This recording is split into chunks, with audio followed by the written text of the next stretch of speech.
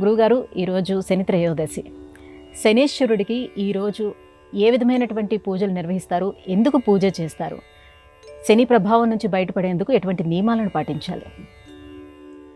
శనైశ్చరం సంతతం భావయే. శనైహి చరం, లోకంలో శనీశ్వరుడు అంటుంటారు.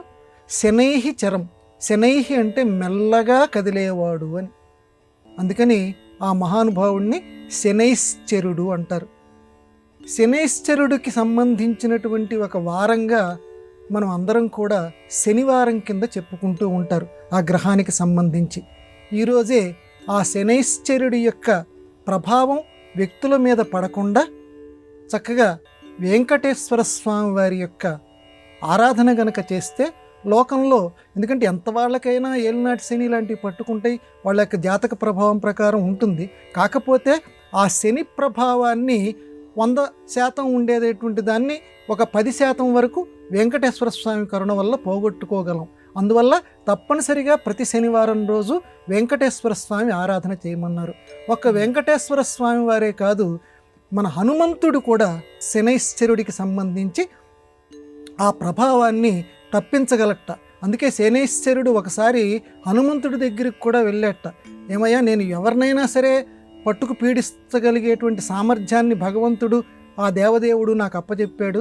మరి నిన్ను కూడా కొంచెం సేపు అయినా పట్టుకునేటువంటి అవకాశం, క్షణంలో క్షణమైనా సరే, అంటే బాగా తక్కువ సమయం అయినా సరే నిన్ను పట్టుకునేటువంటి అవకాశం నాకు కలిగించు అని అంటే, నేనేం చెప్తాను, నీకు ఇష్టం వచ్చింది నువ్వు చెయ్యి అన్నట్ట హనుమంతుడు. ఎన్ని రకాలుగా ప్రయత్నం చేసినా శనైశ్చరుడు హనుమంతుణ్ణి ఆవహించుకోలేకపోయాడు. కాబట్టి అందుకే తప్పనిసరిగా హనుమత్ స్మరణ గనక చేస్తే ఈరోజు శనైశ్చర బాధలు ఎవరైతే పడుతున్నారో వాళ్ళందరూ కూడా ఆ శనైశ్వర విముక్తిని ఈరోజు పొందగలరు. కాకపోతే శనైశ్చరుడు అనేటువంటి ఆయన మనం అనుకున్నంతటువంటి క్రూరాత్మకమైనటువంటి గ్రహమేమీ కాదు. ఆయన అనుగ్రహం కూడా కలిగించగలడు.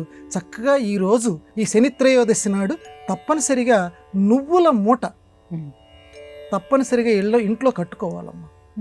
ఎంతో కొంత ఆ నువ్వుల మూట కట్టి ఒక దీపాన్ని స్వామివారి ఎదుట వెలిగించి, అంటే ఆ నువ్వుల మూటలో మనం చేసుకున్నటువంటి పాపాలు ఏవైతే ఉన్నాయో, అంటే ఆ నువ్వుల్ని పాపాలు కలిగినటువంటివిగా భావిస్తారు.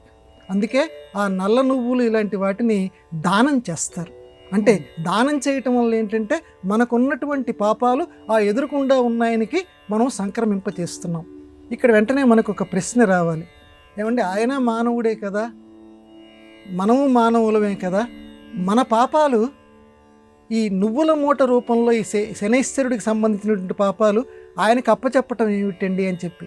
ఇది లోకంలో ఏంటంటే, లోకంలో ఒక్కొక్కరికి ఒక్కొక్క శక్తి ఉంటుంది. మనంతట మనకి పాపాలని పోగొట్టుకునేటువంటి శక్తి లేదు. అందువల్ల పాపాలకి ప్రతీకగా నువ్వుల్ని ఆయనకి దానం చేయి. కానీ దానం చేసేటువంటి వ్యక్తి కంటే కూడా దానం తీసుకునే వ్యక్తికి ఒక గొప్ప అర్హత ఉండాలి. సహస్ర గాయత్రి చేయగలిగినటువంటి ఓర్పు గనక ఉంటే, అంటే 1000 సార్లు గాయత్రి జపం ఆ నువ్వుల మూటని అందుకొని 1000 సార్లు కనుక ఈ శని త్రయోదశి రోజు మన దగ్గర నుంచి తీసుకొని మన పేరు మీదుగా ఈయనకి మంచి జరగాలి, ఈయనకు ఉన్నటువంటి పాపాలన్నీ తొలగిపోవాలని చెప్పి ఆయన సహస్ర గాయత్రి జపం గనక చేస్తే మన పాపాలు తొలగిపోతాయి. తీసుకున్నందుకు ఆయనకి సంక్రమించినటువంటి పాపాలు కూడా తొలగిపోతాయి. కాబట్టి తీసుకునేటువంటి వ్యక్తి సహస్ర గాయత్రి జపించగలిగేటువంటి వాడు, అంత భక్తిభావ ప్రపూర్ణుడు కావాలి. అటువంటి వ్యక్తి కనుక మనకు లభిస్తే చాలా అదృష్టం. కాబట్టి శని త్రయోదశి రోజు అటువంటి బ్రాహ్మణోత్తములు ఎవరైనా కనిపిస్తే తప్పనిసరిగా వారికి ఈ నువ్వుల మూటని అందచేసి మనకున్నటువంటి పాపాలన్నింటినీ పోగొట్టుకోగలగాలి.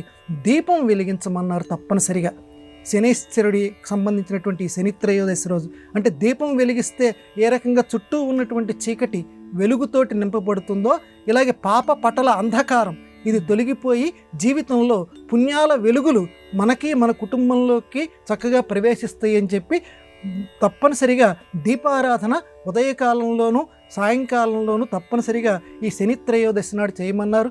దగ్గరగా ఉన్నటువంటి దేవాలయానికి తప్పనిసరిగా ఈ శని త్రయోదశి నాడు వెళ్ళి మూల విరాట్తో పాటుగా ఆ నవగ్రహ ప్రదక్షిణలో ప్రత్యేకంగా శనిని మనస్సులో తలుచుకుంటూ ఆయన ఆరాధన చేసుకుంటూ ఈ శనైశ్చర బాధలు అందరూ పోగొట్టుకునేదరుగాక.